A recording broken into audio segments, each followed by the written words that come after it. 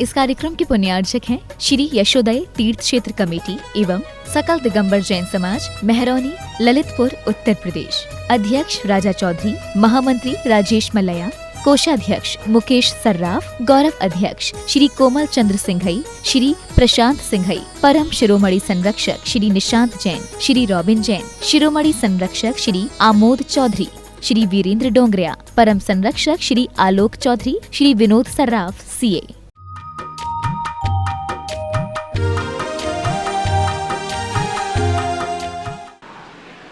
नमो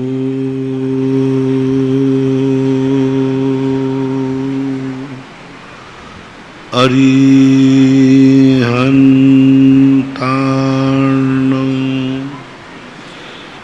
नमो सिद्धार्णं नमो आयर्यार् नमो वज्रायार्णं नमो लोये सर्वसाहूर्णं।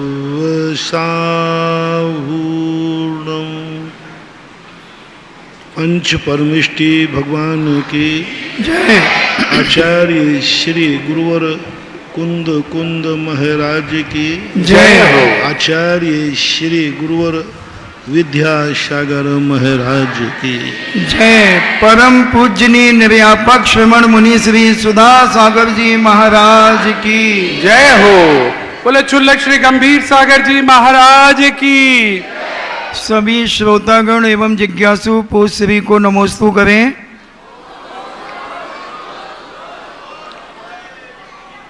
राजीव जैन टीकमगढ़ से पूछते हैं, नमोस्तु महाराज जी, अकाम निर्जरा क्या होती है और कैसे होती है? अभी 2 दिन पहले ही यही प्रश्न आया था। जो मजबूरी में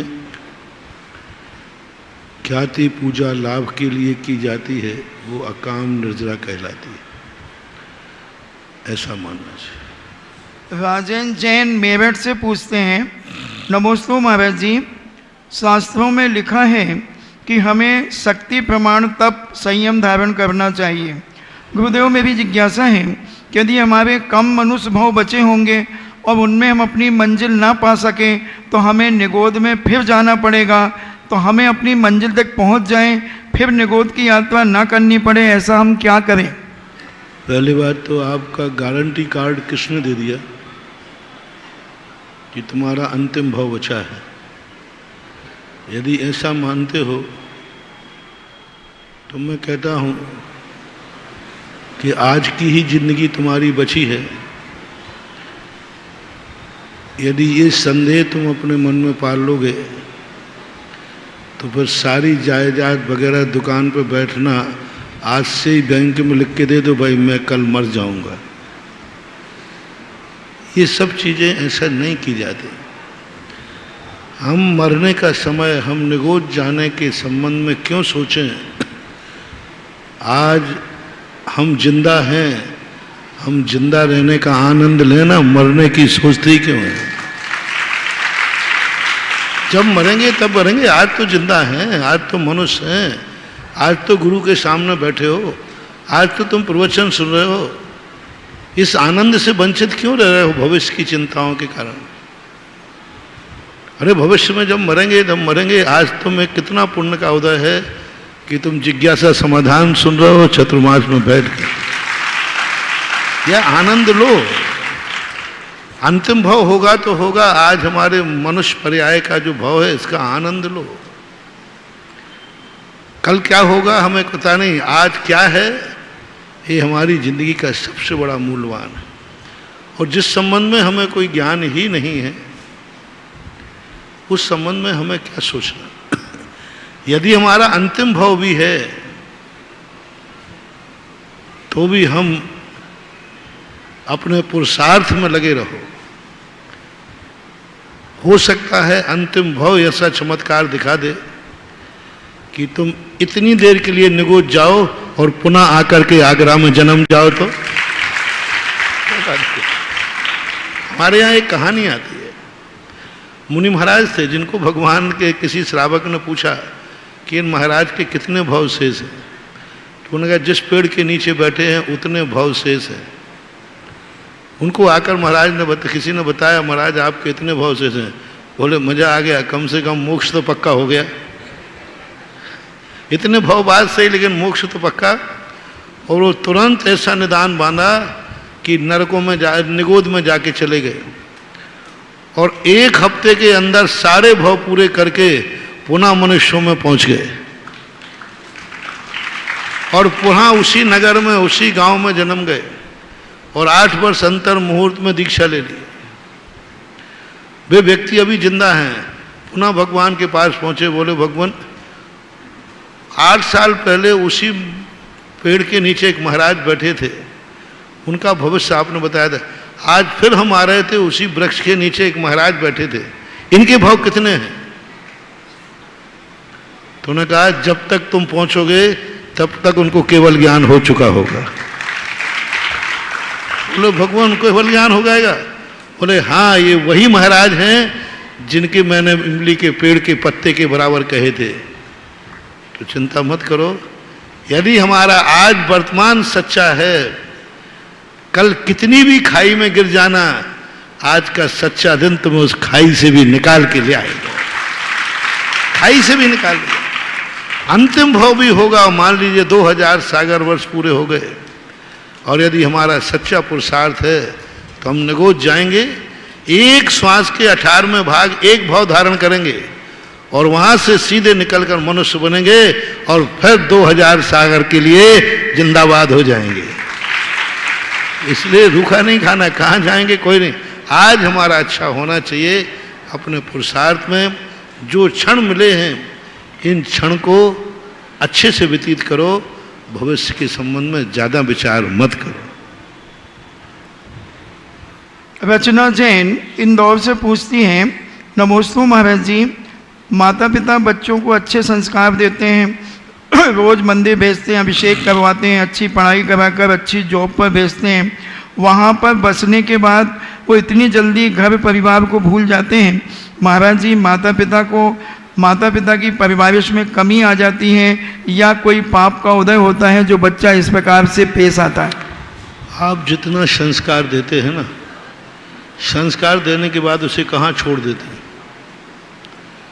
कितना भी संस्कार दे दो, यदि उसे गंदे बाथरूम में छोड़ दोगे तो तुम्हारा दिया हुआ संस्कार ज़्यादा काम करने वाला नहीं। शुद्ध कपड़े पहनना ही महत्वपूर्ण नहीं है। शुद्ध कपड़े पहनने के बाद हमें यह भी देखना है कि जहाँ अशुद्ध लोग खड़े हैं उनके बीच में नहीं जाना है। महाराज हमने तो शुद्ध कपड़े पहन लिए थे, अब किसी ने छू लिए तो मैं क्या करूँ, ये बहाना नहीं चलेगा। शुद्ध कपड़े पहनने के बाद आप अशुद्ध कपड़ों के बीच में क्यों गए? ये गलती तुम्हारी भूल है। इसी प्रकार अच्छे संस्कार लेने के बाद बच्चे को तुमने गंदे स्थान पर क्यों भेजा, यही तुम्हारी सबसे बड़ी भूल है।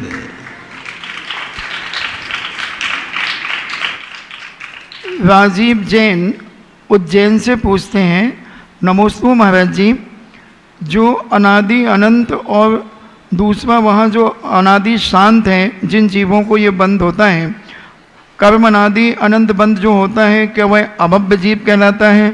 और जिसको अनादि शांत बंध होता है वो भव्य कहलाता है क्या? सैद्धांतिक परिभाषा में अनादि अनंत कभी बंध होता ही नहीं।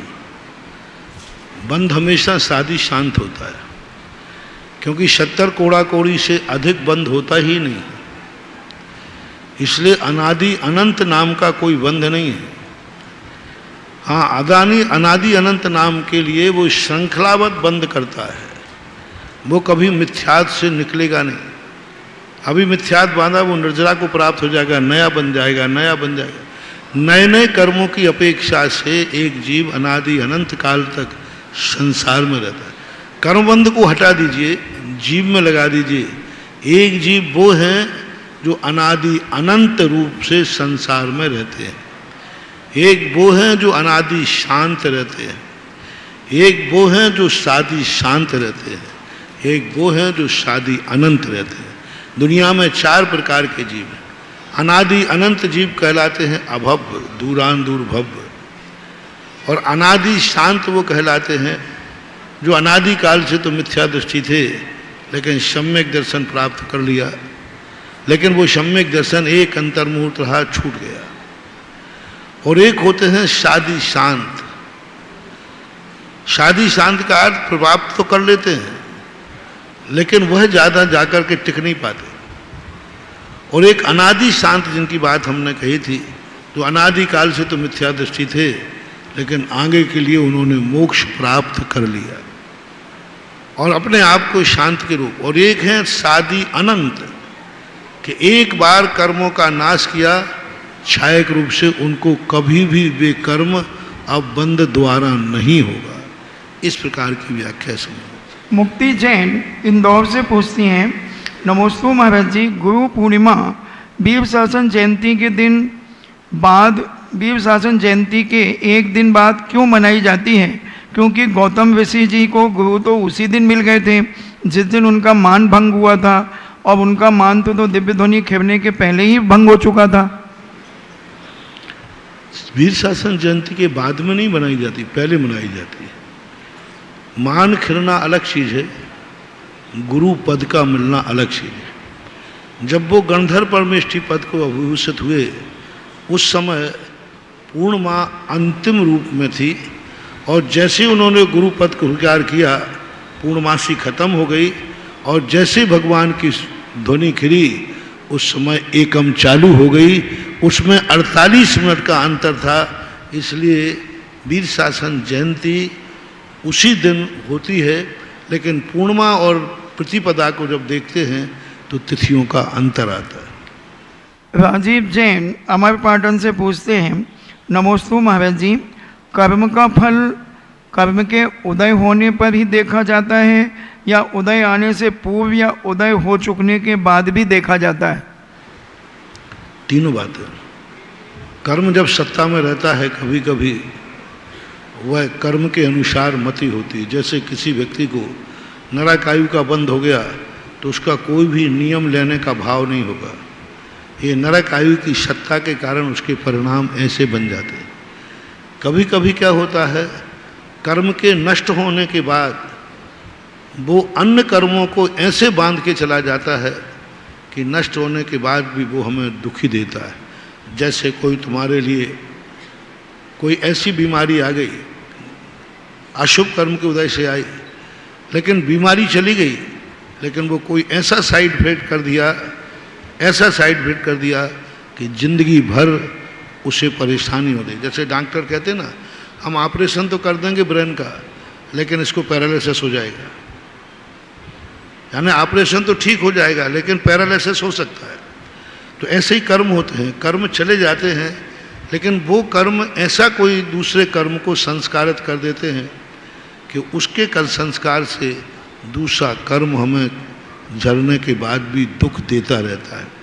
ऐसा। और चलिएगा, लाइव सेशन में आप सभी का स्वागत है आगरा के एमडी जैन इंटर कॉलेज के इस हॉल में। और आप सब प्रश्न स्वाध्याय के माध्यम से यहाँ पर अपनी जिज्ञासाओं का समाधान करने आए हैं। और सबसे पहले आज की जिज्ञासा के लिए हम आमंत्रित करना चाहेंगे श्रीमान जेडी जैन, प्रिंसिपल कविनगर, यहाँ पर आइएगा। और उसके बाद पार्श्वनाथ पाठशाला दिल्ली का कोई भी एक प्रतिनिधि यहाँ पर आएंगे, तैयार रहिएगा। और इस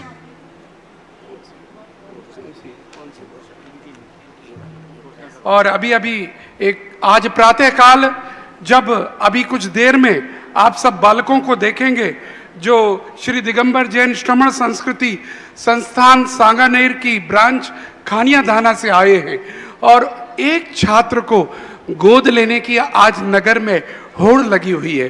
कई लोगों ने उन छात्रों को होड़ लिया है। उसी श्रृंखला में 51,000 रुपये एक छात्र की राशि श्री देव कुमार जैन, महेश जी जैन, दीपांश जैन, श्रुत जैन खुर्जा की तरफ से एक बच्चे के लिए आया, जोरदार तालियों के साथ।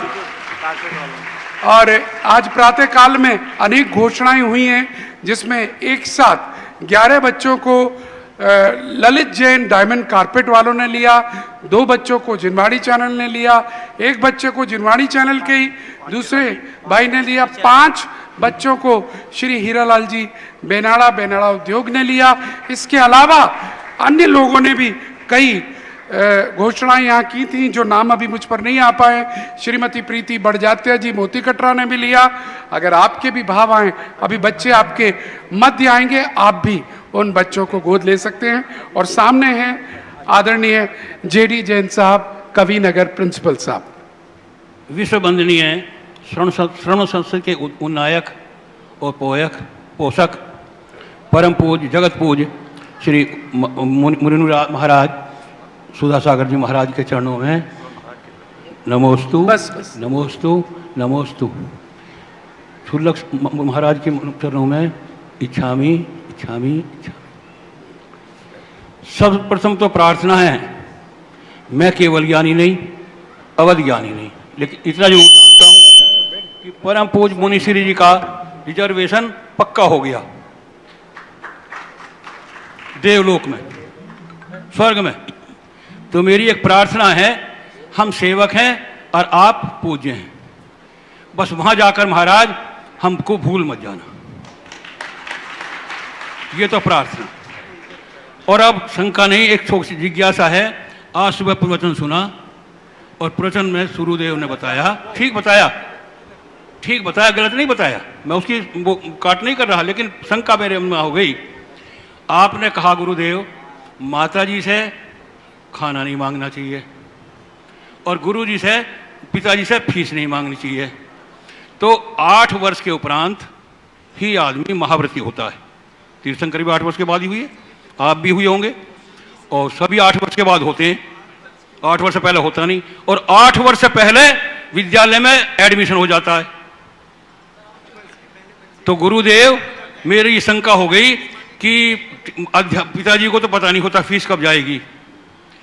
कॉलेज से परमिशन मिलती है कि कल फीस लानी है, इस तारीख को फीस लानी है, तो वो पिताजी से ही तो प्रार्थना करेगा, अब फीस चाहिए पिताजी। एक बात। दूसरी बात, जब स्कूल से आएगा भूख लगी होगी, माँ सामने होगी, माँ जैसे बैठी है मेरी माताएं बहनें, माँ भूख लगी है, रोटी दे दो, दूध दे दो। तो महाराज श्री आपने कहा इसमें उचित नहीं होता, तो इसकी मेरे शंका होगी। दादाजी लगता है झपकी आते ही थी तब सुनते गए हैं, थोड़ा पूरा प्रसंग नहीं सुना।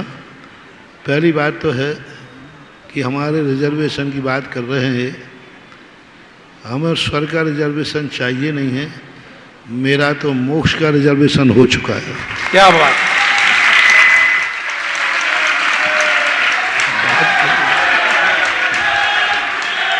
मैं स्वर्गों के लिए मुनि नहीं बना हूँ। मैंने तो पूज्य तत्वार सूत्र में पढ़ा था, सम्यक दर्शन ज्ञान चारित्राणी मोक्ष मार्गा। तो मैं तो मोक्ष मार्ग की ट्रेन में बैठा हूँ, ये रास्ते में स्वर्ग में उतारना चाह रहे हैं, मैं क्या करूँ। अभी बात अलग है कि रास्ते में गाड़ी बिगड़ जाए तो कहीं रुकना पड़े, वो बात अलग है, लेकिन मेरा टिकट तो मोक्ष का ही है, रिजर्वेशन मोक्ष का ही है, स्वर्गों की तो चाहत भी नहीं। दूसरी बात जो है, मैंने प्रारंभ में कहा था, असमर्थ और गंदे माता पिता, इन दो के सामने बात नहीं कही थी। असमर्थ, जो व्यक्ति स्वयं करने में समर्थ नहीं है, उसकी बात की। जिनके माता पिता गंदे हैं, जिनको यही पता नहीं है, एक बात। दूसरी बात, बड़ों से मांगने का तरीका होता है, वो समय हो जाता है ना तो उनको सूचना दी जाती है, मांगा नहीं जाता। उनको ये कहा जाता है कि इतनी तारीख को फीस भरना है, पापा पैसा दे दो, ये नहीं मांगना, इतनी तारीख को फीस भरना है, नहीं मिलेगा, नहीं भरेंगे तो नाम कट जाएगा, आगे पापा जाने, पापा का काम जाने। दूसरी बात है, यदि मान लो माँ ध्यान नहीं दे रही है बहुत व्यस्त रहने में, तो बस इतना ही कहो, माँ भूख बहुत लगी है, बस इससे बात चुप हो जाओ। रोटी दे दे ये मत कहना, भूख लगी है ये सूचना दे दे। सूचना देना बड़ों को पाप नहीं है। हमने एक बार इसी पर 3 दिन प्रवचन दिए थे। बड़ों को, भगवान को सूचना दो, उनसे ये मत कहो कि तुम ये काम करो, वो तुम्हारे नौकर नहीं है, तुम्हारे आदेश पे चले। सूचना दो, मैं संकट में हूँ भगवान, मैं दुखी हूँ भगवान, मेरे लिए परेशानी है भगवान। माता पिता को सूचना दो, मुझे भूख लगी है, बस इससे ज़्यादा मत बोलो। सूचना देना है। तो सूचना देना और भिखारी बनने में बहुत अंतर है। और यदि गंदे माता पिता हैं तो फिर उनसे मांगने में कोई आपत्ति नहीं है। तो पूरा प्रवचन का सारांश निकालो। इसलिए मनोज बाबू बार बार कहते हैं महाराज का पूरा प्रवचन सुन लिया तो ठीक, और यदि थोड़ा ही सा बीच में झपकी आ गई तो आकाश को पाताल करोगे और पाताल को आकाश कर दोगे। चलिए, बहुत बहुत धन्यवाद। आइएगा, मैं बुला रहा हूं पार्श्वनाथ पाठशाला दिल्ली की एक प्रतिनिधि यहाँ पर आकर, श्री शांतिनाथ दिगंबर जैन पाठशाला दिल्ली सूर्यनगर। और मैं आप सबको बता दूं, आज पूरा मुझे लग रहा है दिल्ली की क्रीम यहाँ पर आई हुई है, क्योंकि दिल्ली से जैन समाज चंद्रलोक, दिगंबर जैन समाज रामनगर, दिगंबर जैन समाज सत्यवती कॉलोनी, दिगंबर जैन समाज सूर्यनगर, ये सभी आज यहाँ पर आए हुए हैं।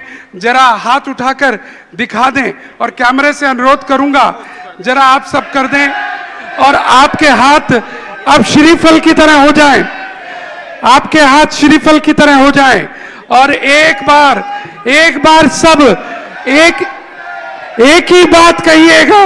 जरा मुझे भी बोलने दो भैया, बस इतना सा बोलना गुरुदेव से, अब दिल्ली दूर नहीं। जयकारा गुरुदेव का।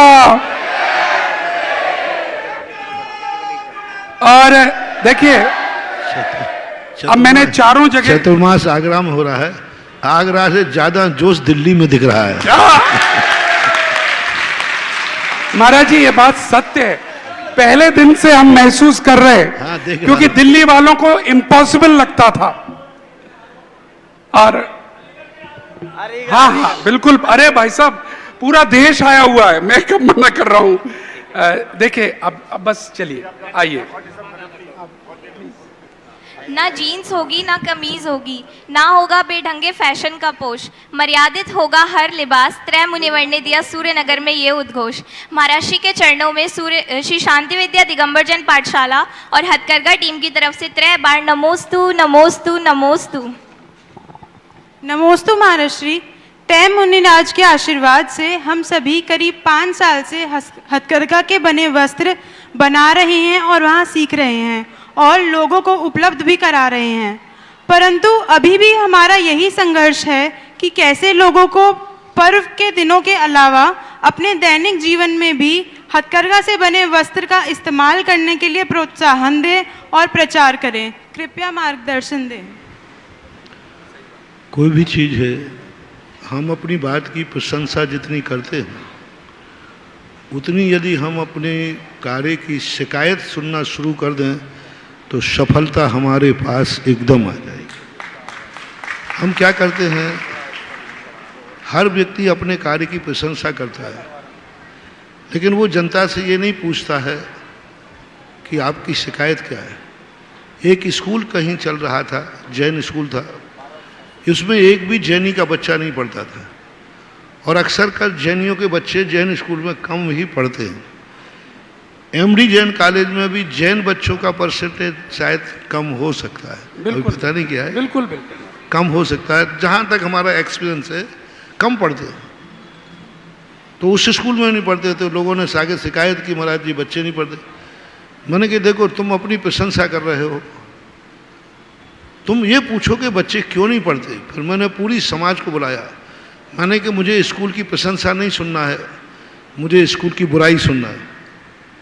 मेरा नेचर थोड़ा उल्टा है, और कमेटियों से भी हमेशा कहता हूँ, कमेटी हमेशा अपने मुँह मियाँ मिट्टी बनती हैं, यही उनके सबसे बड़े फेल होने का कारण होता है। वो जनता के सामने आए कि मेरी कमी बताओ, मैं कहाँ चूक रहा हूँ। फिर मैंने पूरे समाज की एक एक महिलाओं से, पुरुषों से पूछा, मैंने कि अंदर दिल से बताओ इस स्कूल में कमी क्या है। और जो कमियां उन्होंने बताई, सुनो सुनो मनोज बाबू, जो कमियां जनता ने, पेरेंट्सों ने बताई, मेरा दिल दहल गया। मैंने कि अच्छा रहा तुम लोगों ने अपने बच्चे इस स्कूल में नहीं भेजे जो उन्होंने बर्बादी का कारण बताया। फिर मैंने नियम लिया, वहाँ चतुर्मास था, मैंने कि जो जो कमियां तुम्हें बताई हैं वो सारी कमियां इस स्कूल में नहीं रहने दूंगा। वाह। उसके बाद उस समाज के जैनी का एक बच्चा नहीं है जो स्कूल से बाहर जा रहा हो, सब वहीं पर। मात इसका कारण है कि हम जिसको उपयोगिता है, उपभोक्ता की शिकायत सुने। उपभोक्ता क्यों पसंद नहीं कर रहा है, क्या चाहता है वो, क्या कमी है उसकी, और जो वो शिकायत करे उसको सुनकर के हम अपना सुधार कर लें तो माटी भी सोने भाव बिक जाएगी। हम अपनी चीज की प्रशंसा करते हैं, करना ही चाहिए, ये एक विज्ञापन होता है, लेकिन हमें हमेशा देखना चाहिए कि जो इसको फॉलोवर है, उपभोक्ता है, उसकी पसंद क्या है।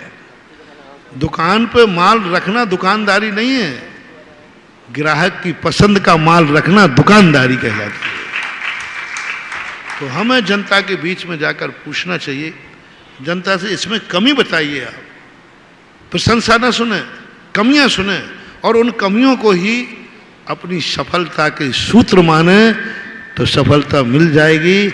मेरा यही आशीर्वाद है। महाराज जी, ये सभी बच्चे बहुत मेहनत करते हैं, आप इन्हें बहुत अच्छे से आशीर्वाद दीजिए कि इस कार्य को ये दिन प्रतिदिन बहुत और अच्छे से करें। कुछ बच्चे कॉलेज जाने वाले हैं महाराज जी, कुछ मैंने जॉब इतना करने बड़ा वाले मंत्र दे दिया कि यह मंत्र यदि तुमने पाल लिया तो बच्चों की मेहनत बहुत बड़ी सफलता की ऊंचाइयों पर पहुंच जाएगा। न काहू से दोस्ती न काहू से बैर, मैं तो कहूं खरी खरी। यह पूज्य गुरुदेव की एक कला है, जो बात कहनी होती है सीधी कहते हैं और उसी में मंत्र छुपा होता है। जो मंत्र ले जाते हैं उनका निहाल हो जाता है, और जो समझते हैं शायद आज कुछ महाराज ने आशीर्वाद नहीं दिया, वो बाद में समझते हैं इतना बड़ा आशीर्वाद आप सबको दिया है जो आप समझ नहीं पा रहे हैं। चलिएगा, अगला नाम मैं पुकार रहा हूं, सूर्यनगर दिल्ली की श्रीमती सारिका जी आ जाएं, और साथ में बड़े डिसिप्लिन से, मेरे भैया बार बार मुझसे कह रहे हैं कि एक एक आदमी को बुला दो, तो मैं बुला रहा हूं एक आदमी। चंद्रलोक कॉलोनी दिगंबर जैन समाज से एक आदमी श्रीफल लेकर आ जाए। रामनगर दिगंबर जैन समाज दिल्ली से एक आदमी आ जाए। दिगंबर जैन समाज सत्यवती कॉलोनी से एक आदमी आ जाए, और सूर्यनगर से एक आदमी आ जाए, अलीगढ़ से एक आदमी आ जाए। शीघ्रता आइएगा, मुनि श्री के और चरणों खुर्जा में से भी एक आ जाए। कोटि कोटि वंदन वंदन वंदन। महाराज श्री, जैसे अभी बच्चे आपके सामने आए थे, बच्चों ने हथकरघा का कपड़ा दिखाया, साथ ही हम लोग पाठशाला चलाते हैं जिसके अंदर हम छोटे छोटे बच्चों को भी पढ़ाते हैं। महाराज जी, छोटे बच्चे जो होते हैं उनको पढ़ाना तो बहुत आसान होता है, उनको जैसे हम सिखाते हैं वो सीख जाते हैं, वो समझ जाते हैं, और जो हम बोलते हैं वो बोलते हैं। लेकिन जैसे वो 10th 11th 12th में आते हैं तो उनके अंदर मतलब पता नहीं क्या परेशानी आने लगती है कि वो हमारी बातों को फॉलो नहीं कर पाते हैं, या कुछ उनके थॉट्स अलग हो जाते हैं।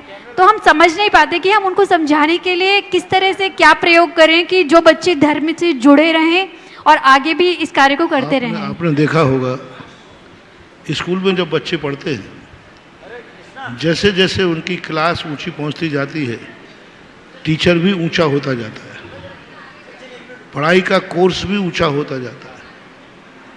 प्राइमरी की कक्षा वाले व्यक्ति को यदि हाई स्कूल की कक्षा तक हम उसी को घसीटेंगे तो फिर वो हाई स्कूल वाला नहीं पढ़ने वाला। हम पाठशालाओं को स्कूल पैटर्न पे चलाएं कि आज 2 साल के बच्चे को टीचर जो पढ़ा रही है पाठशाला में, वही 12 साल के 15 साल के बच्चे को पढ़ाएंगे तो कभी नहीं हो सकता। हम स्कूल के पैटर्न पे चलाएं, जैसे जैसे बच्चे की उम्र बढ़ती है, बुद्धि बढ़ती है, उसका पढ़ाने वाला टीचर भी पहले एक अध्यापक कहलाता है, पहले वह अध्यापक कहलाता है, फिर वो लेक्चरर कहलाता है, फिर प्रोफेसर कहलाता है, क्योंकि अब प्रोफेसर ही बड़े व्यक्ति को पढ़ा सकता है, अध्यापक नहीं पढ़ा सकता। तो हमें अपने पाठशालाओं का कोर्स और पढ़ाने वालों का भी उम्र के हिसाब से अपना पैटर्न बदले तो शायद बड़े लोग भी पाठशाला आ सकते हैं। मैंने ऐसा कई बार करके देखा हम कभी भी हो बच्चों में जब रहते हैं तो बच्चों की भाषा बोलते हैं, और जब बड़े लोग आ जाते हैं तो बड़ी भाषा बोलते हैं, तो बड़े लोगों को पसंद आ जाता है। थोड़ा हमें उनका नेचर समझना चाहिए कि आज तुम्हारा बच्चा गोदी में था और वही पैटर्न था, तुम जो कहते थे वो करते थे। अब 12 साल को भी बच्चा यदि गोदी में बैठे तो आपको कैसा लगेगा? अच्छा नहीं लगेगा महाराज। अच्छा नहीं लगेगा ना। तो ऐसे ही बच्चों के साथ धर्म की पढ़ाइयों में हम अपना पैटर्न नहीं बदल रहे। हमारा जो पैटर्न है एक समान चलता रहता है, उसमें जाकर के हम फेल हो जाते। नमोस्तु महाराज। चलिए बहुत बहुत धन्यवाद। सूर्यनगर दिल्ली 2 शब्द कहना चाहूँगा गुरुदेव। सूर्यनगर के लिए कई लोग मुझे भी बहुत साल तक सूर्यनगर का समझते रहे, क्योंकि परम पूज्य ज्ञान सागर जी महाराज प्रतिभा सम्मान कराया करते थे, और प्रथम प्रतिभा सम्मान सूर्यनगर से प्रारंभ हुआ था और अंतिम भी सूर्यनगर से चलता रहा, वहाँ का ट्रस्ट बन गया था, और मैं भी 22 साल तक इन लोगों के साथ जुड़ा रहा। ऐसा कार्य में करने की क्षमता सूर्यनगर समाज में है, एक बलिष्ठ समाज है, और इनको शुभकामनाएं कि ऐसे कार्य लेते रहें। और अब आज हमारे मध्य आए हुए हैं श्री दिगंबर जैन श्रमण संस्थान सांगानेर की जो ब्रांच है खानिया धाना। सुबह प्रातःकाल जो लोग थे उन लोगों ने देखा होगा, लेकिन अभी मनोज जी और गांव वालों का नाम और बोल दो। दादाजी बहुत कहाँ गए हो? अलीगढ़। अलीगढ़ मैंने बोला था, अलीगढ़ वाले बिल्कुल अलीगढ़ के बिना। अलीगढ़ में तो इतना बड़ा सोर्स लेके आए हैं आशा रानी पांडे का कि नहीं, बिल्कुल अलीगढ़ वालों की बात ही अलग है। और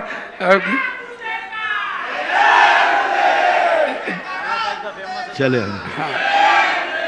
भैया जी ने याद दिलाया, ताला तो अलीगढ़ का ही फेमस है, बिना ताले के क्या काम, ताला तो यही लगा देते हैं। चलिएगा, और ये आनंद का ताला खोल दिया है इस समय, हमने सबको बुला लिया है। और अब बुला रहा हूं जिज्ञासा समाधान के लिए पंडित जी साहब आपकी तरफ से प्रिंस जैन कोटा को।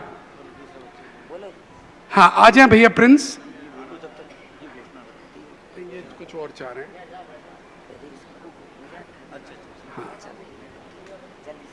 और प्रिंस जब तक आ रहा है मैं आपको याद दिला दूं, भक्ति कलश, एक भक्ति कलश प्रत्येक व्यक्ति रखकर जाए, एक दिन का पुण्य लेकर जाएं, और उस पुण्य के बदले में भी बहुत कुछ आकर्षण भी है, क्योंकि पूज्य गुरुदेव के पाद प्रक्षालन आपकी इक्षित तिथि पर आपको मिलता है। आपके परिवार के द्वारा, महिलाओं के द्वारा जिनवाणी भेंट करने का मौका मिलता है, चित्र अनावरण सभा का करने का मौका मिलता है, और साथ ही एक समय के भोजन के पुण्यार्जक बनने का भी मौका मिलता है। और भक्ति कलश मात्र 1,11,000 रुपए की कीमत का है। हर घर हर परिवार रखे वो कलश, क्योंकि पहले दिन से हम कह रहे हैं ये चातुर्मास मात्र आगरा का नहीं है, पूरे भारत का चातुर्मास है, और वो दिख भी रहा है। और विशेष योगदान पहले दिन से हम कहते रहे हैं, एनसीआर और राजस्थान यहां से जुड़े हुए हैं, और हरियाणा, इन तीनों की इक्वल पार्टनरशिप है, तो दिखाई भी पड़नी चाहिए दोस्तों आपके भक्ति कलश, मंगल कलश और अमृत कलश के माध्यम से। चलिएगा। जगत पूज्य परम उपकारी ज्ञान रथ के सारथी, सिद्ध वाक्य प्राचीन तीर्थ जीर्णोद्धारक, नव तीर्थ प्रतिष्ठापक, मिथ्यात्म भंजक, अध्यात्म प्रणेता, शावक संस्कार शिविर प्रवर्तक, शिक्षा अनुरागी, वास्तुविद, शमन संस्कृति संस्थान के जनक, ऐसे परम उपकारी गुरुवर के चरणों में मेरा नमोस्तु नमोस्तु नमोस्तु। मैं प्रिंस जैन कोटा आज आप सभी के समक्ष अपनी बात प्रस्तुत करना चाहता हूं। अगर मुझसे कोई गलती हो तो क्षमा करने की कृपा करें। जैसा कि आप सभी जानते हैं कि आज वर्तमान पंचम काल में सब तरफ बस एक दूसरे से आगे बढ़ने की प्रतिस्पर्धा चल रही है। एक से एक मकान बनाने की होड़ चल रही है। रोटी, कपड़ा और मकान ही जीवन का लक्ष्य बन गया है। इंद्रियों की गुलामी चारों ओर से घेर रही हो, मानसिक तनावों से ग्रस्त होकर आत्मघाती राहों पर चल रही भौतिकता ने जिसे चारों ओर से दबोच लिया हो, ऐसे समय में जिन धर्म की पताका को फहराने का, जिन धर्म के संस्कारों का बीजारोपण संपूर्ण भारत देश की जैन समाज में कराने का कार्य जिनके द्वारा किया जा रहा है वो कोई और नहीं, हमारे बीच में विराजमान इस ऐतिहासिक एवं धर्म नगरी आगरा में चातुर्मास कर रहे पूज्य निर्यापक श्रमण मुनि पुंगव श्री 108 सुधा सागर जी महाराज हैं। हे गुरुवर, आपके संपूर्ण भारत देश की जैन समाज पर अनंत उपकार है। आपके द्वारा अनेक तीर्थों का उद्धार, नए नए गगनचुंबी तीर्थ क्षेत्र, मंदिर, विद्यालय, संतशालाएं, कई गौशालाएं खोले जा चुके हैं, जिनमें युगों युगों तक जैन धर्म की यश पताका की गूंज चारों दिशाओं में गुंजायमान होती रहेगी। हे गुरुवर, इस यश पताका की गूंज में टोपी पहने बैठे सुधा सागर छात्रावास कन्यादाना के हम सभी बच्चे भी शामिल हैं। गुरुवर, आपकी एक झलक पाने के लिए हम सभी छात्र हमेशा लालायित रहते हैं। हमारी तो स्थिति ऐसी है कि जैसे सूरज की एक किरण, जैसे सूरज की एक किरण फूल खिला देती है, जैसे सूरज की एक किरण फूल खिला देती है, गुरुवर आपकी एक नजर, गुरुवर आपकी एक नजर हमारे भाग्य खिला देती है, हमारे भाग्य खिला देती है। गुरुवर, आपने श्रमण संस्कृति संस्थान की लघु शाखा संत सुधा सागर छात्रावास कन्यादाना में खोली और गुरुवर 21 जुलाई सन 2013 से संचालित है छात्रावास आज अपनी स्थापना के 10 वर्ष पूर्ण कर चुका है। संस्था का उद्देश्य आज की नैतिक शिक्षा एवं आधुनिक शिक्षा को धार्मिक संस्कारों से जोड़ना है। हमारे यहाँ CBSE अंग्रेजी माध्यम कक्षा 6वीं से 12वीं तक एवं CBSE हिंदी माध्यम कक्षा 6वीं से 10वीं तक निःशुल्क आवासीय शिक्षा के रूप में संचालित है। संस्था की एक विशेषता है कि यहाँ एक तरफ संस्कारों के लिए मंदिर, विद्यालय, छात्रावास बना है, तो दूसरी ओर जीव दया गौसेवा की शिक्षा का संदेश देती हुई गौशाला भी संचालित है, जिसमें अभी 200 गायों का संरक्षण किया जा रहा है।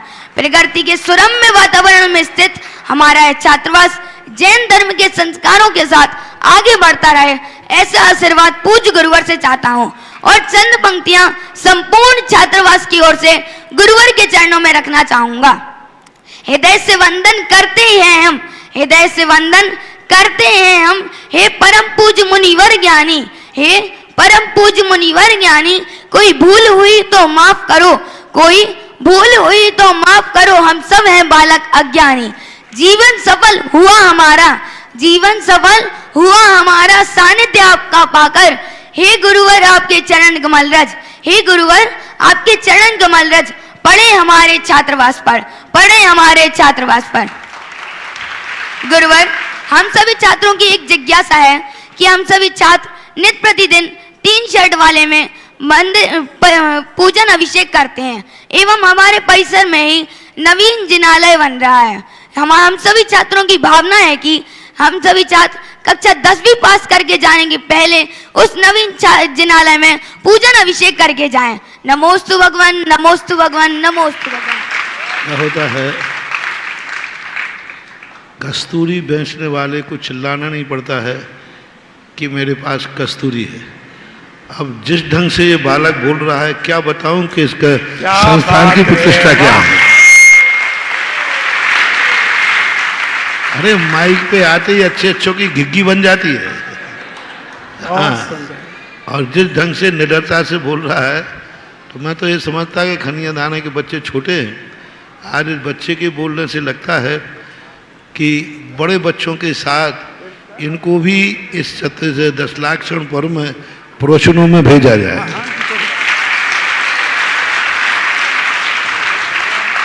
क्या बात है, बड़े बच्चों के साथ जाएंगे, क्योंकि सांगानेर की ये छोटी शाखा है, क्योंकि वहाँ 11वीं से लिया जाता है। सांगानेर के अंतर्गत ये सांगानेर का ही है, यानी सांगानेर ने ही कन्यादाने में जमीन खरीद करके सांगानेर संस्थान के नाम से वहाँ पर ये संस्थान की स्थापना की। और उस संस्थान की स्थापना जब मैं कन्यादाना गया था, उस समय वहाँ पर इसका शिलान्यास भी हुआ था। मंदिर की जहाँ तक बात कही, मुनि सुब्रतनाथ भगवान की बहुत अच्छी मूर्ति है। पाषाण के बनाने का मन था, तो अभी चद्दर सेट का तो बन गया था तात्कालिक, लेकिन बच्चों की शिकायत बराबर है कि कन्यादाने छात्रावास के स्थान पर एक अच्छा जिनालय बने जिसमें सारे बच्चे बैठ करके अच्छी तरह पूजा कर सके। मूर्ति तो वहाँ पहुँच गई। जिनालय बनना ही चाहिए, क्योंकि वहाँ इतनी अच्छी उपयोगिता जिनालय की है कि जहाँ प्रतिदिन 100-200 बच्चे पूजन अभिषेक करेंगे, वो जिनालय अपने आप में बहुत बड़ा उपयोगी होगा। बच्चों से मेरा एक ही कहना है, पेरेंट्सों से भी मेरा कहना है कि आप बच्चों को जीवन के साथ साथ एक ऐसी जीवन शैली में ढालने का प्रयास करें कि जिससे बच्चा अपनी आजीविका भी चलाए और अपने जीवन को भी चलाए। इन छात्रावास, भारत का अभी पहले छात्रावास है जहाँ पर आर्ष श्रमण संस्कृति की परंपरा के बच्चों को शुरू से लौकिक, ये स्कूल भी पढ़ने जाते हैं, छात्रावास में पढ़ते हैं। कुछ लोग अंग्रेजी में पढ़ रहे हैं, इंग्लिश स्कूल में CBSE कोर्स पढ़ रहे हैं और छात्रावास में रह रहे हैं। तो ये जो नीचे की पौध है, यह पौध ही जितनी संस्कारित होगी तो आगे का वृक्ष भी संस्कारित होगा। और सुबह तो इनका खेल कूद देखा था और अभी इनकी ओजस्वी वाणी, सांगानेर संस्थान के जब बच्चे आते हैं तब लोग दांतों तले उंगली दबा लेते हैं, पूरा समय सार कंठस्थ सुनाते हैं, हमारे सामने प्रवचन करते हैं बैठ करके। और ये भी होनहार बहुत अच्छी है, रवि बाबू बहुत अच्छी तरह संभाल रहे हैं। SK जैन और राकेश बाबू इसके अध्यक्ष हैं और उन्हीं के अंडर में चल रहा है। संस्थान के भी वही अध्यक्ष हैं और क्योंकि संस्थान के अंतर्गत होने से इसके भी वही अध्यक्ष हैं। सांगानेर की कमेटी ही ये संचालित करती है, उप समिति वहाँ के गांव की बना दी जाती है। बहुत अच्छे हैं ऐसे संस्थान, एक नहीं भारत में 10-20 और खुलना चाहिए। सबके लिए आशीर्वाद है। और अब आप वहीं रहिए। पूज्य श्री की प्रेरणा रहती है कि CBSE के स्कूल जैन समाज खोले। जो लोग राजस्थान गए होंगे, आमा जैसी जगह पर, छोटी छोटी जगह पर सुधा सागर CBSE पब्लिक स्कूल खुले हुए हैं। जहां बड़े बड़े शहर पीछे रह गए, वहां पूज्य गुरुदेव ने जहां जहां पदार्पण हुए हैं वहां मॉडर्न पब्लिक स्कूल्स खोले हैं। और ये जो स्कूल है छात्रावास है, साथ में विद्यासागर पब्लिक स्कूल साथ में है जो CBSE पैटर्न पर चलता है। जैसा गुरुदेव कह रहे हैं, अंग्रेजी माध्यम भी रखा है। कहीं कोई छात्र पिछड़ नहीं सकता, जैसा वो अपने जीवन में चाह वह मिल सकता है। और ऑनलाइन हमें इस छात्रावास के बच्चों को गोद लेने की होड़ मच रही है। एक बच्चे के लिए न्योछावर राशि मात्र 51,000 रुपये रखी गई है और अब तक 20 बच्चे हम घोषणा कर चुके हैं। 21वां बच्चा शोभाराम जी कोयला परिवार पश्चिमपुरी आगरा की ओर से और घोषणा मिली है, तालियों के साथ स्वागत करें। 22वां बच्चा अशोक जी चांदना झालावाड़ से, अभी चांदवाड़ जी झालावाड़ से फोन से सूचना मिली है। और मुरली जी दिल्ली 23वां बच्चे के लिए स्वीकृति दी है। कुल 90 बच्चे हैं, 23 बच्चे गोद ले लिए हैं। क्या ही अच्छा हो कि आज की सभा जब तक संपन्न हो तब तक ये 90 के 90 बच्चे, चाहे ऑनलाइन चाहे सभा से, सारे नाम आ जाएं और आज 90 बच्चों की स्वीकृति हम यहाँ पर दें, ऐसी कामना के साथ इस बच्चे को सबसे पहले सम्मानित कर रही है हमारी दिगंबर जैन समिति, धर्म प्रभावना समिति जो चातुर्मास करा रही है।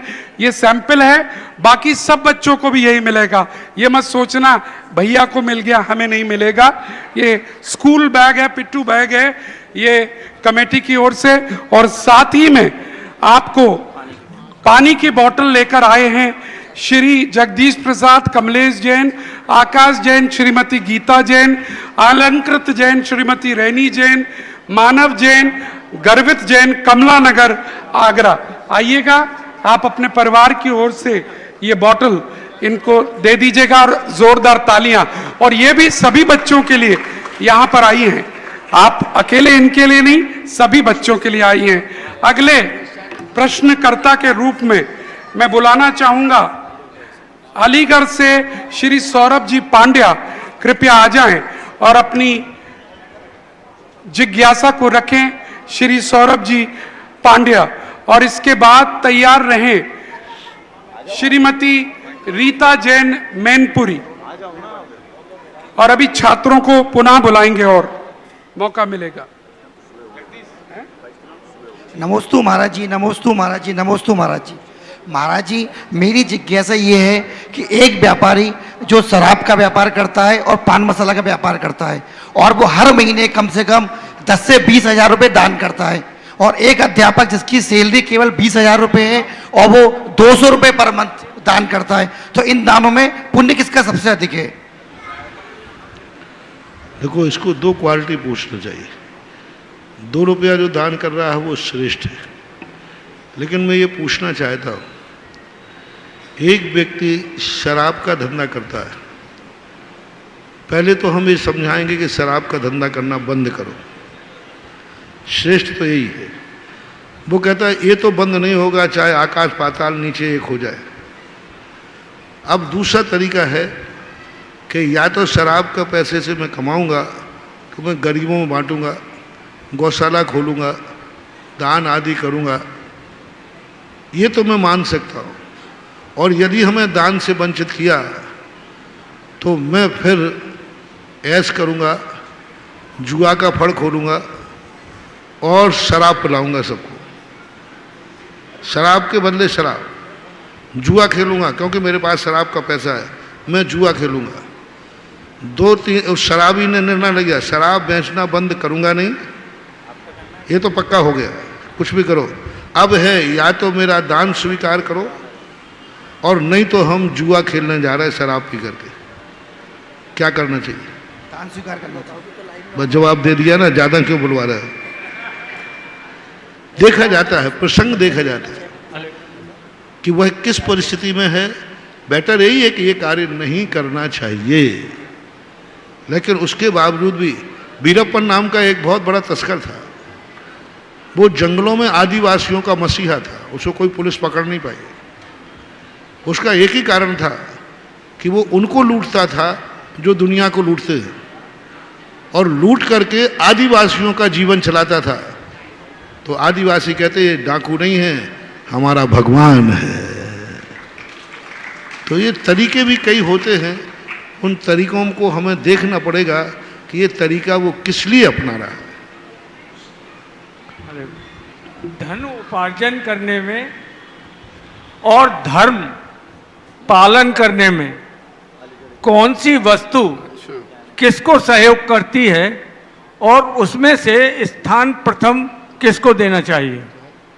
मैं दोबारा पढ़ता हूं, धन उपार्जन करने में और धर्म पालन करने में कौन सी वस्तु किसको सहयोग करती है और उसका प्रथम स्थान इन दोनों में से किसका है?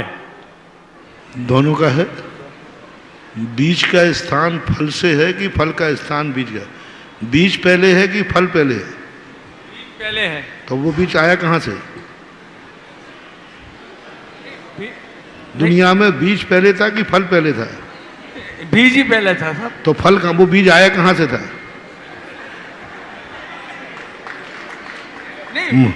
मुर्गी पहले थे कि अंडा पहले था? बस ये चीजें ऐसी होती हैं। धन और धर्म ग्रस्त के लिए दोनों पूरक हैं। धन नहीं है तो धर्म क्या करेगा, और धर्म नहीं है तो धन किस काम का है। इसलिए दोनों बीज और फल के समान दोनों एक साथ चलते हैं। ग्रस्त का जीवन धन, और हमारे पूज्य आचार्य महाराज ने लिखा है कि वह साधु कौड़ी का नहीं जिसके पास कौड़ी भी है, और वह श्रावक कौड़ी का नहीं जिसके पास कौड़ी भी नहीं है। बस यही है, दोनों चाहिए। चलिएगा। और इसके बाद श्रीमती रीता जी मैनपुरी, और उसके बाद आ जाएं दीपांश जैन खुर्जा, तैयार रहें। और उसके बाद सीपी जैन वाराणसी, आप भी तैयार रहिए। कोटि कोटि नमोस्तु महाराज श्री। इच्छामि महाराज श्री। महाराज श्री, मेरा प्रश्न एक गृहिणी का प्रश्न है जो शायद सभी गृहिणियों के मन में जरूर उठता है। तो महाराज जी, मैं जानना चाहती हूँ, जैन धर्म के अनुसार एक चुटकी सिंदूर की क्या कीमत है महाराज श्री, और पैरों में बिछिए का क्या महत्व है महाराज श्री, क्योंकि आजकल की आधुनिक पीढ़ी ये छोड़ती जा रही है, इसे मात्र औपचारिकता समझती है। अब ये सिंदूर की बात मुझे कहीं शास्त्र में देखने को नहीं मिली। अब यह परंपरा लोक परंपरा कहलाती है। लोक परंपरा में बहुत समय से सिंदूर को एक मर्यादा का रूप माना गया।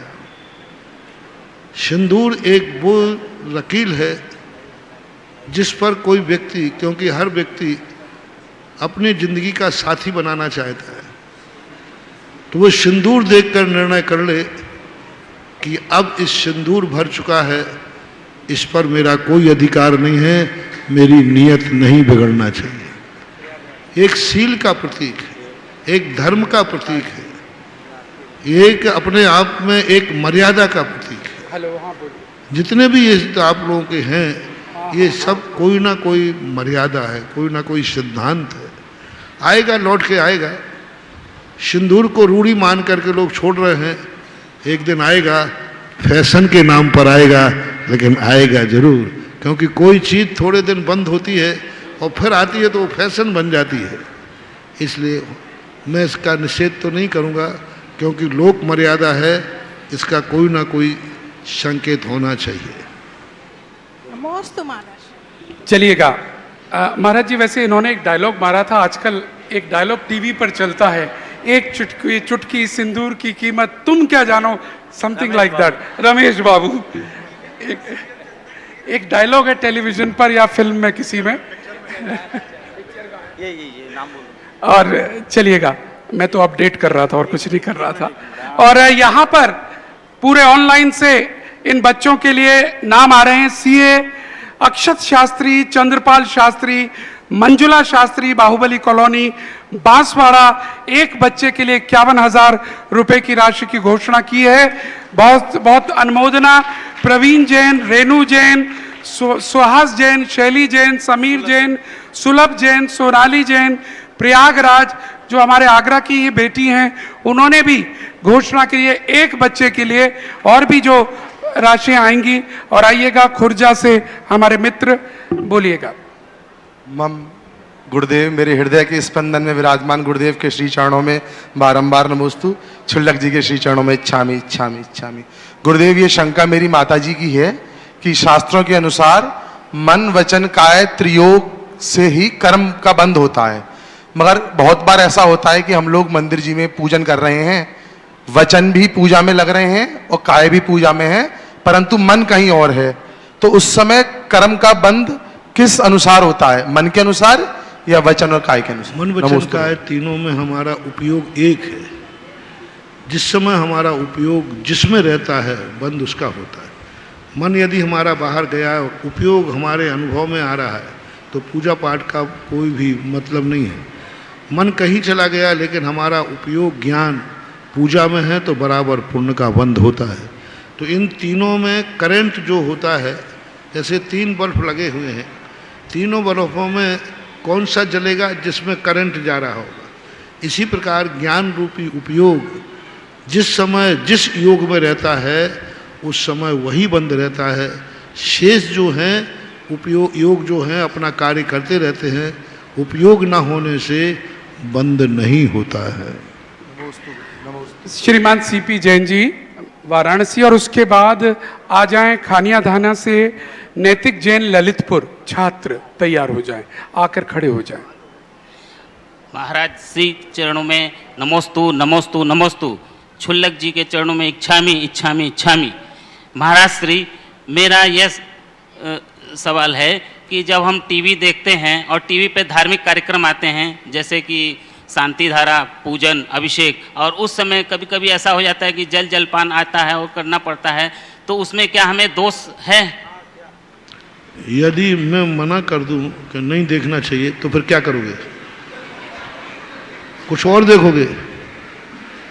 कुछ और देखोगे? इससे अच्छा है गाड़ी चल रही है, चलने दो, कुछ ना कुछ होगा।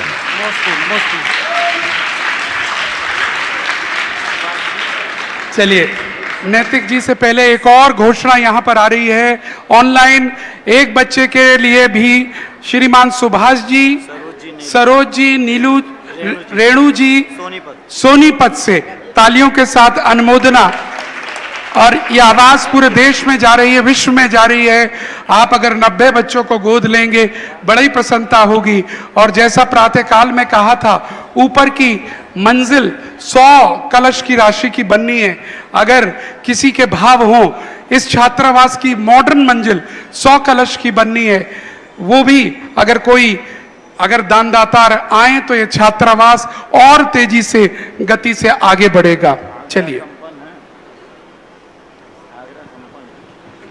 पूज्य गुरुवर के चरणों में मेरा और छात्रावास परिवार की ओर से बारंबार नमोस्तु नमोस्तु नमोस्तु। महाराष्ट्री, मेरी जिज्ञासा यह है कि आलोचना पाठ क्या है और उसका महत्व क्या है, कृपया समाधान करें।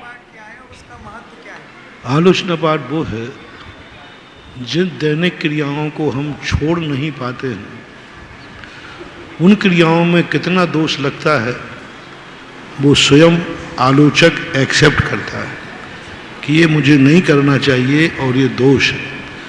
कुछ कार्य ऐसे होते हैं जो हम करना नहीं चाहते हो जाते हैं, तो उनकी वो आलोचना करता है। कुछ कार्य ऐसे हैं जो किए नहीं हैं, हमसे हो सकते हैं, तो आलोचना पाठ मुझे बचा लेता है। जैसे नदियन विच चीर धुआए को सन के जीव मराए।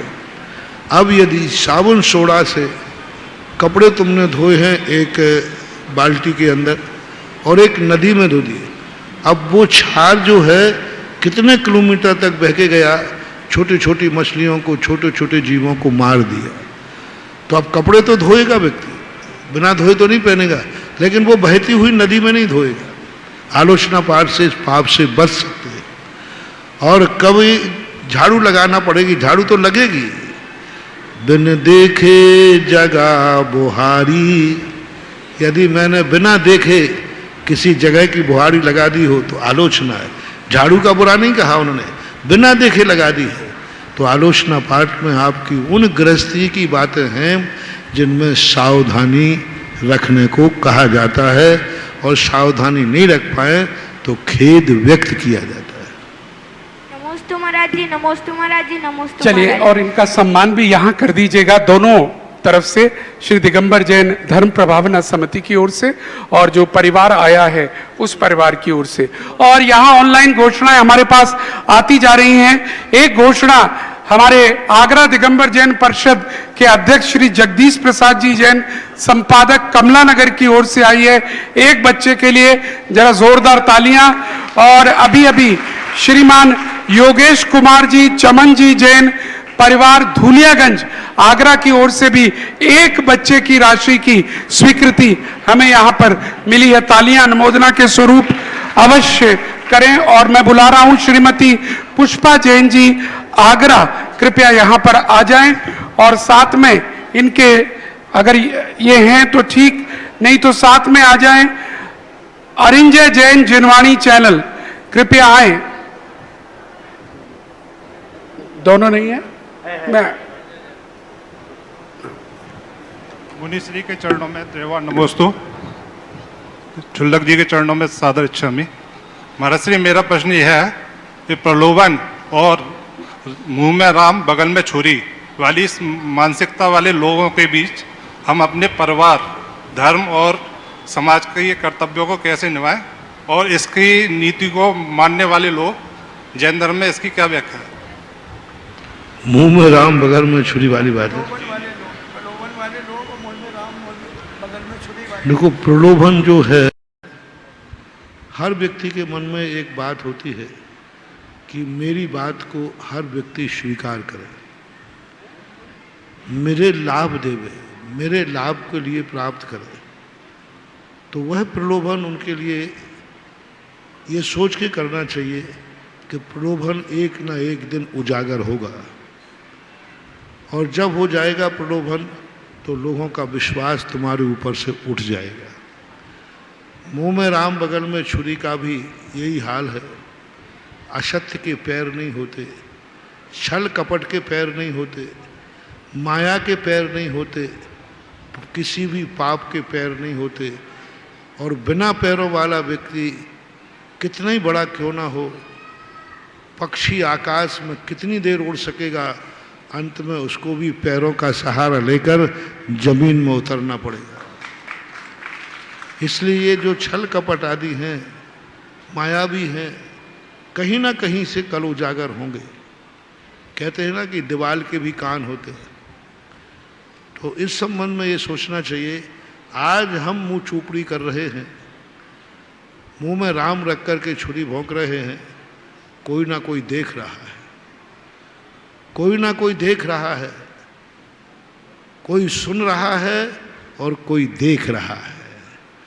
हमें मालूम है कि हमारी बात सुन रहे हैं, मुंह में राम है, वो ये भूल गया कि हम पीछे जो छुरा भोंक रहे हैं उसको भी कोई देख रहा है।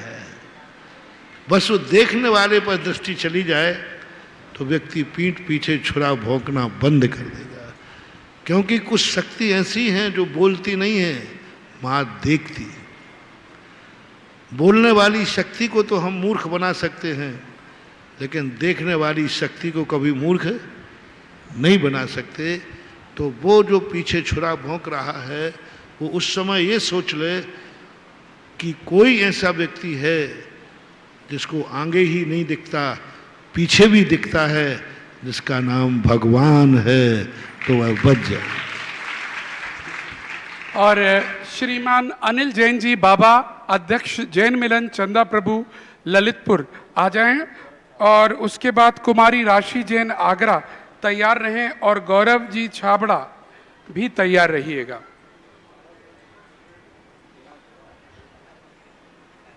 श्रीमद संस्कृति संस्थान के जनक और मेरे आराध्य गुरु परम पूज्य मुनि पुंगाओ 108 सुधा सागर जी महामुनि राज के पावन चरण में कोट सा नमोस्तु नमोस्तु नमोस्तु। छुल्लक श्री के चरणों में इच्छामी इच्छामी इच्छामी। हे गुरुदेव, विगत 11 वर्षों से आपके परम आशीर्वाद से ललितपुर के अभिनंदन तीर्थ क्षेत्र में जो आपने अनंतकालीन भक्तमृत पाठ का, अनंतकालीन भक्तमृत 24 घंटे का पाठ प्रारंभ कराया था, वो निरंतर आज 11 वर्षों से अपनी गति से निरंतर चल रहा है। और सभी जगह इसकी चर्चा भी है कि आपके ललितपुर में सुधा सागर जी ने जो भक्तमय प्रारंभ कराया था उसका क्या हाल है। हमसे कभी कई लोग पूछते भी हैं, तो हमने उनसे ये जवाब दिया कि महाराज श्री जिस चीज को अंजाम देते हैं वो कभी फेल नहीं होता है और न कोई किसी कीमत पर कोई फेल नहीं कर सकता है। हे गुरुवर, इसी श्रृंखला में हमारी जैन मिलन चंद्रपुर शाखा ललितपुर द्वारा आपके दिए हुए गुरुवार की रात्रिकालीन सेवा में हम लोगों ने ड्यूटी ली थी। तो महाराज जी पहले शुरुआत में 2-4 लोग भी हमारे संस्था से नहीं आ रहे थे और बोलते थे ये आपने क्या कर लिया, तुमने कौन रात में जागेगा। लेकिन आज महाराज जी आलम ये है कि 10 से 15 सदस्य डेली ने रात में उपस्थित रहते हैं, रात के 11:30 से 3 बजे तक के लिए। जिज्ञासा करें जी। जिज्ञासा मेरी गुरुदेव ये है कि आज हमारे धर्म और धर्मेतनों और साधु संतों की रक्षा करने के लिए, हमारे जैन भाइयों के लिए, जैन श्रावकों के लिए क्या करना चाहिए गुरुदेव, मेरी ये जिज्ञासा है। जैन संतों की रक्षा करने के लिए जैन संत ही नहीं बताएगा, आपके जैनत्व खुद बताता है कि जैन संतों की रक्षा तुम्हारे हाथ में। पराधीन मुनिवर की चर्या, चर्या और दैनिक क्रिया स्थितियाँ सब श्रावक के अधीन होती है। अब श्रावक को कौन से हथकंडे अपनाना चाहिए, द्रव्य क्षेत्र काल भाव को लेकर के उसको विचार करना चाहिए, सोचना चाहिए और साधुओं को भी सोचाना चाहिए। साधु भी मर्यादा में रहें। आजकल साधु लोगों की मैंने कहा था कि साधु लोगों को मर्यादा में रहना चाहिए। एक स्थान पर साधु 10-10, 15-15, कई लोग तो पूरी जिंदगी व्यतीत कर रहे हैं और आप श्रावक लोग उनका समर्थन कर रहे हैं, उनको दान दे रहे हैं, उनके लिए बहुत अच्छा मान रहे हैं। ये रक्षा करना नहीं है। अधिक समय तक साधु को अपने पास रोकना ये साधु की भक्ति नहीं है, साधु का विनाश है। श्रमण संस्कृति पर आज्ञा की चुनौती है और जिनेंद्र भगवान की अवज्ञा कहलाती है। और साधु को धन दौलत से दूर रहना चाहिए। दान का उपदेश देवें, दान लेना स्वीकार न करें। उपदेश तक ही सीमा होती है। संसार है, संसार जहाँ पर हमारे मूलाचार में एक वस्तु आई है कि साधु ऐसी वस्तु का कार्य न करे जिससे श्रावक की नीयत खराब हो जाए। ऐसी वस्तु अपने पास न रखे जो श्रावक के उपयोगी हो, जो श्रावक के उपयोगी हो। और ऐसे स्थान पर अधिक न रखे जहाँ पर कि मुनिचर्या पर ही संकट आ जाए। तो श्रावकों को ये भी चेताना है। मैंने कहा था यदि साधु कहीं बीमारी आदि को संलेखना आदि के विशेष प्रसंग को छोड़कर कहीं यदि अधिक समय साधु रुका है तो अभी तक तो रुकने के श्रीफल चढ़ते थे। मेरा कहना है श्रावक लोग हिम्मत करें, साधु को बिहार करने का श्रीफल चढ़ाना शुरू करें और बिहार का श्रीफल चढ़ाइए। साधु महाराज बिहार कीजिए, बहुत दिन हो गए, बिहार कीजिए। आप वो कहें ऐसा क्यों बोल रहे हो? मैं तुम्हारा अपमान नहीं कर रहा हूं, मैं मुनि की रक्षा कर रहा हूं, मुनि की रक्षा कर रहा हूं, इसी में तुम्हारी सुरक्षा है। और जब अच्छे साधु विहार करते हैं तो उनको कभी अकेले नहीं छोड़ना चाहिए। अच्छे साधुओं पर 24 घंटे आपकी निगरानी में रहना चाहिए। साधु कहाँ है, किस रूप में है, कैसा है, ये साधु को अपनी आंखों से ओझल नहीं करना। अपनी आंखों, आपको मालूम होना चाहिए श्रावक को कि इस समय महाराज मेरे कहाँ हैं, किस हालत में है। या तो उनको इस ढंग से सुरक्षित करके आप निश्चिंत होकर घर जाओ कि उनके पास तक कोई पहुंच नहीं सकता। और यदि ऐसे स्थान पर हैं जहां सुरक्षित नहीं है तो आप ड्यूटी दीजिए, लेकिन साधु को अकेला मत छोड़िए। ऐसी कई घटनाएं ऐसी घट जाती हैं, कभी समय आने पर और बताऊंगा।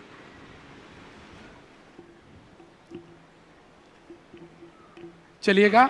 और कुमारी राशि जैन और कल न्योछावर राशि की श्रृंखला में बच्चों के लिए सुबह एक नाम बोला गया था, राव का परिवार, पूरा नाम अब आया है। श्रीमान प्रमोद जी राव का आगरा ने भी एक बच्चे के लिए अपनी स्वीकृति दी है। जरा तालियों के साथ आप अनुमोदना कीजिएगा। और कुमारी राशि। नमोस्तु गुरुवर, इच्छामि महाराज श्री। गुरुदेव, मेरा प्रश्न है कि यदि आज की जनरेशन जैसे हर जगह ऑफिस में वर्क कर रही है और कहीं ना कहीं सिचुएशंस ऐसी हो जाती हैं कि हमें ना चाहते हुए भी रिज़ाइन करना पड़ता है, हमें वो ऑफिस छोड़ना पड़ता है, लेकिन जब वहाँ के डायरेक्टर, वहाँ के प्रिंसिपल सब आपके पक्ष में आ जाएं तो आपको अब वो जॉब कंटिन्यू करनी है, तो महाराज जी कैसे करें? क्योंकि मन में तो कई सारे विकार आ जाते हैं कि अब हम यहाँ रहेंगे तो हमारा मन नहीं लगेगा, प्रॉब्लम होंगी, तो उस प्रॉब्लम पे कैसे वर्क करें और कैसे उस जगह को कंटिन्यू करें?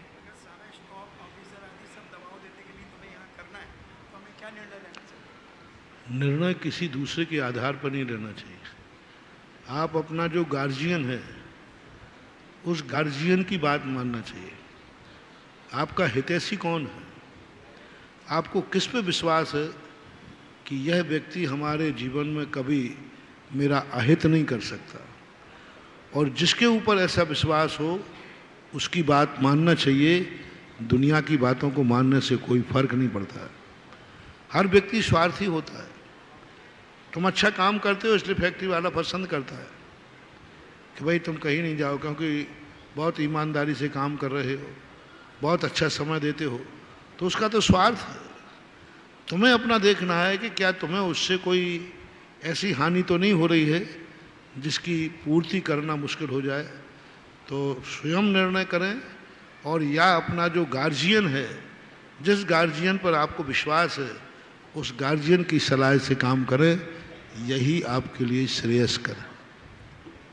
चलिएगा गौरव जी छापड़ा। और जिससे पहले गौरव जी बोले, याद दिला दूं, आज विद्याधर से विद्यासागर की बहुत सुंदर लिखित प्रश्नोत्तरी प्रतियोगिता इस हॉल में पूज्य छुल्लक जी के सानिध्य में हुई और पूज्य छुल्लक जी ने स्वयं बताया कि अब तक की सबसे बड़ी उपस्थिति ऐसी प्रतियोगिताओं में उन्होंने आगरा नगर में देखी है। जरा आपके लिए तालियां हैं, आगरा वालों तालियां बजा दो। अब रिकॉर्ड तोड़ना है क्योंकि अगली प्रतियोगिता बड़े पंडाल में होगी। इस पंडाल को भरकर खुश मत होना, अब बड़ा पंडाल पूरा भरना है क्योंकि प्रतियोगिता का नाम है सुधा का सागर और ये पुस्तक अवेलेबल है बाहर बुक स्टॉल पर। और 6 तारीख को, आगे आने वाली 6 अगस्त को ये प्रतियोगिता मध्याह्न में होगी, जैसे आज हुई थी 2 वर्गों में, जूनियर और सीनियर, और आप सब उसमें भाग लेंगे। ट्रिपल द क्वांटिटी जो आज था। परम पूज्य गुरुवर के चरणों में नमोस्तु नमोस्तु नमोस्तु। इच्छामि महाराज जी, इच्छामि महाराज जी। महाराज जी, पिछले कुछ वर्ष में, पिछले 1-1.5 वर्ष से भुवनेश्वर के नज़दीक अंगुल नामक स्थान पर रह रहा हूँ। महाराज जी, एक जिज्ञासा है कि उड़ीसा जो एक राज्य है, वो राज्य में इतने स्थानों पर प्राचीन संस्कृति हमारी बिखरी पड़ी हुई है। अनेक स्थान ऐसे हैं जहाँ पर 2000 साल से ज़्यादा की आज भी रिकॉर्ड मिलता है, उतने समय से ज़्यादा की संपत्ति हमारी, इतनी प्राचीन धरोहर हैं, लेकिन उनको हम कोई भी लोग संभाल नहीं पा रहे हैं। बहुत कम संख्या में लोग वहाँ रह गए हैं। महाराज जी, ऐसा क्या हुआ? 95% अगर मैं बोलूँ, मैं कम ही बोल रहा हूँ शायद, वो भी 99% लोग उड़ीसा में जो हैं, अधिकतर लोग वहाँ के मांसाहारी हो गए हैं क्योंकि कोस्टल रीजन है, उस वजह से भी, और भी समसामयिक कुछ कारण रहे जिसकी वजह से वो सभी लोग मांसाहारी बन गए। उसी प्रकार से वो अपने अलग अलग धर्म मानने लगे और हमारी संस्कृति जहाँ पे आज भी प्राचीन प्रतिमाएं थीं पूरी तरीके से नष्ट हो गई। कुछ कुछ स्थानों पर आज भी वहाँ पर प्राचीन प्रतिमाएं मिलती हैं, लेकिन संरक्षण के अभाव में है। महाराज जी, इससे क्या सीख लेनी चाहिए हमें और आगे के लिए कैसे इन क्षेत्रों को हम ध्यान रखें? हमारा जो शिल्प इतिहास है, भारत का सबसे प्राचीन इतिहास उड़ीसा में है। राजा खारवेल का जो शिलालेख है वो आज की तारीख में दिगंबर जैन समाज का सबसे प्राचीन हमारा इतिहास है शिलालेख। और राजा खारवेल का जो इतिहास है, उनके जैनत्व का, सबसे बड़े राजा खारवेल का मुनि भक्ति का प्रमाण उड़ीसा में उदयगिरी खंडगिरी के अंदर जो साधुओं की साधना के लिए गुफाएं बनाई हैं और उनमें साधुओं के विश्राम के जो स्थल बनाए हैं, वो उनकी श्रवण शक्ति और मुनि भक्ति का प्रतीक है। रही बात उजाड़ की, अच्छी वस्तु ही उजड़ती है, बुरी वस्तु कोई नहीं उजाड़ता। कीमती वस्तु ही लूटती है, कीमतहीन वस्तु कोई नहीं लूटता।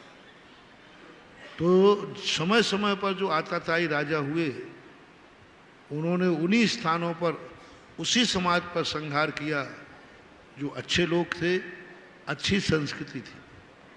जैन संस्कृति एक ऐसी आदर्श संस्कृति रही है जिसको लूटने में, जिसको नष्ट करने में सदा से आताताइयों ने अपने आप को गौरव माना है, अपने आप को माना, क्योंकि सोना है उसी के पीछे चोर पड़ेगा। कोई अच्छा आदमी है उसी पर उपसर करेगा, कोई पापियों पर उपसर नहीं करके हमेशा अच्छे लोगों पर उपसर गाते हैं। तो यही कारण रहा कि समय समय पर आताताई राजा आए, उन्होंने जैनियों को नष्ट किया, संहार किया, उनके धर्म को भ्रष्ट किया। और धर्म को भ्रष्ट करना ही आताताइयों का मुख्य लक्ष्य होता है। आपने देखा, आताताई सबसे पहले ये देखता है तुम्हारा धर्म क्या है, उस धर्म से भ्रष्ट करना ही उसका जिहाद होता है। वही उसका युद्ध होता है कि मैं तुम्हें धर्म से भ्रष्ट करूंगा। तो इन आताताई शक्तियों से जैन धर्म का जो संहार हुआ और उन्होंने जो ऐसे स्थानों पर जो आज मांसाहार आदि हुआ, उन आताताई शक्तियों की देन है, जिस कारण से इस प्रकार का परिवर्तन हुआ। हमें करना क्या चाहिए?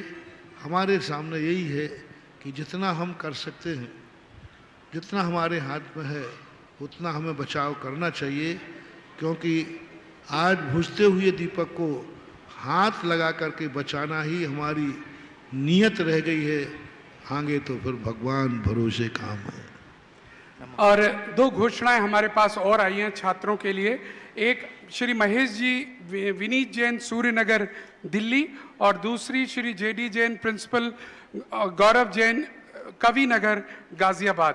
तालियों के साथ अनुमोदना। और साथियों, जिज्ञासा समाधान का समय समापन की ओर जा रहा है। मन तो नहीं करता रोज की तरह, लगता है आज इतने सारे लोग पूरे देश से आए हैं, सबके प्रश्न पूछ डालें, लेकिन समय कहता है कल तक का इंतजार कीजिएगा। ठीक 6 बजे पुनः मिलेंगे इसी स्थान पर, इन्हीं चैनल पर, इसी जगह पर।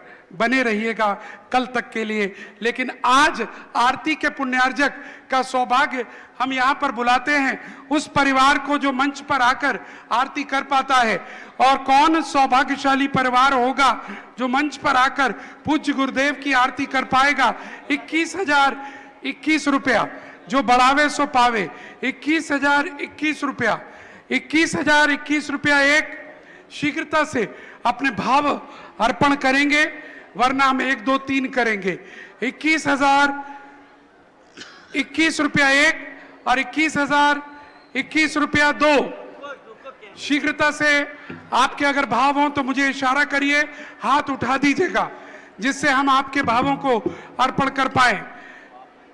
आरती, प्रथम आरती के पुण्यार्जक मंच पर जाकर करने वाले 21,221 रुपए, 21,221 रुपए एक और 21,221 रुपया 2 और 21,221 रुपया 3।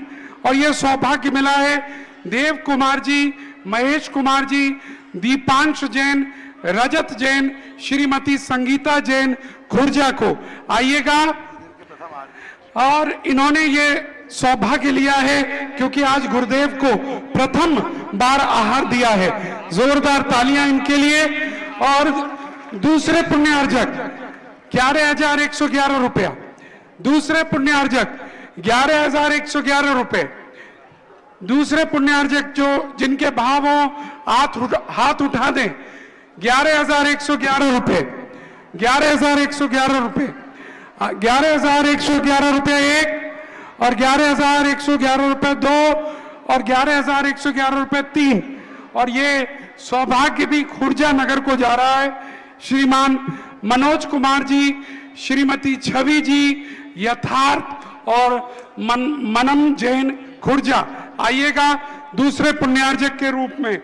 और तीसरे को मौका और मिल सकता है, सीधे सीधे 11,111 रुपए। तीसरा पुण्यार्जक अगर कोई आना चाह रहा है तो हाथ उठा दे, मंच पर आकर परिवार के साथ मौका। बाकी सबको नीचे से मात्र 11,000। हमारे खुर्जा वालों के साथ ब्रजेश जी भी पहुंच जाएं, ब्रजेश जी जैन। और तीसरी आरती का सौभाग्य 11,111 रुपए, 11,111 रुपए। शीघ्रता करें, जिनके भी भाव हो रहे हो हाथ उठा दें, जिससे हमें पता चल जाए कि आपके भाव हो रहे हैं। 11,111 रुपए। चलिएगा, मेरे ख्याल से इन दोनों से ही प्रारंभ करते हैं, आरती प्रारंभ की जाए।